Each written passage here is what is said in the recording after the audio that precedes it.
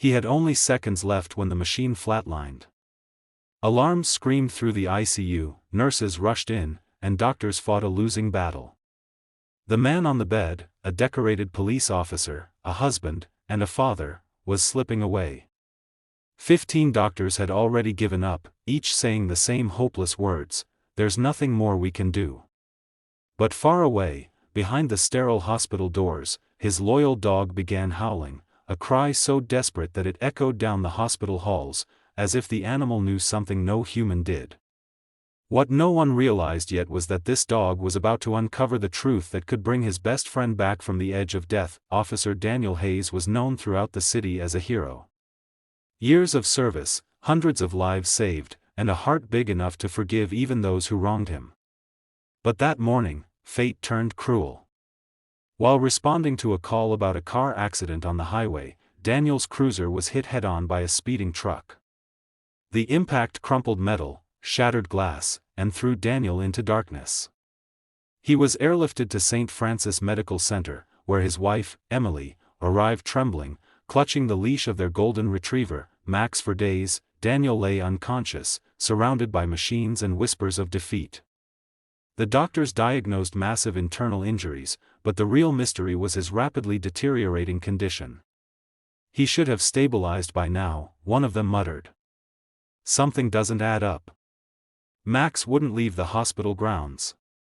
Every night, he sat by the window outside Daniel's room, his nose pressed against the glass. Nurses noticed how he'd bark softly when Daniel's heart rate dropped and whined when it steadied. Emily, broken and sleepless, begged the doctors to find another way. "He's a fighter," she cried, "he's my whole world. Please, don't stop trying." But even as her tears fell, the doctors shook their heads. When Daniel's condition worsened, his organs started shutting down. They prepped for the inevitable. The moment the heart monitor began its long, flat tone, Emily collapsed into a chair. 15 specialists had tried. 15 had failed. That's when Max did something no one expected. He started barking wildly, scratching the hospital doors, pulling on his leash with a strength Emily had never seen. He broke free and ran inside. Nurses tried to stop him, but he charged into Daniel's room, jumped onto the bed, and pressed his nose against his master's side, and then it happened. Daniel's finger twitched. 2 hours later, confusion turned to disbelief.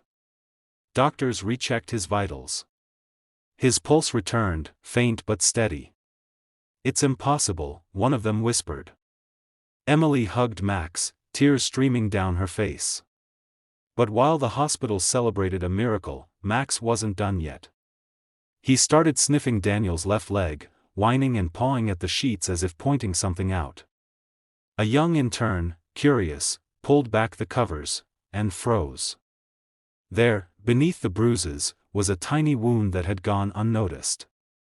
It was a deep puncture, almost invisible, but swollen and infected. A test confirmed the truth: a venomous spider bite. The venom had entered Daniel's bloodstream, complicating his recovery and mimicking symptoms of multi-organ failure. The accident hadn't killed him, the toxin was.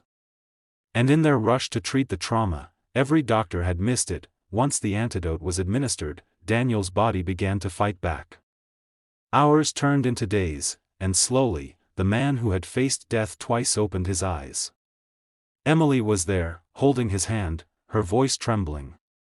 "You came back to me." Daniel's eyes drifted toward Max, who wagged his tail softly at the foot of the bed. "He found it, didn't he?" Daniel rasped. Emily nodded, unable to speak through the tears. Months later, Daniel stood again, weak but alive.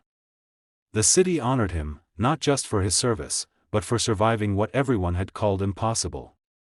Yet Daniel refused the spotlight. Instead, he held Max close at the ceremony, whispering, "You're the real hero." When reporters asked what he remembered from that night, Daniel said something that silenced the room: "When I was dying, I saw darkness closing in. But somewhere in that darkness, I heard a bark. I think he called me back." Years later, that moment became legend, a story told in police stations, hospitals, and homes. It wasn't just about survival. It was about loyalty, love, and the unbreakable bond between a man and his dog, because sometimes, when every human hope fades, a heartbeat on four legs can bring the light back.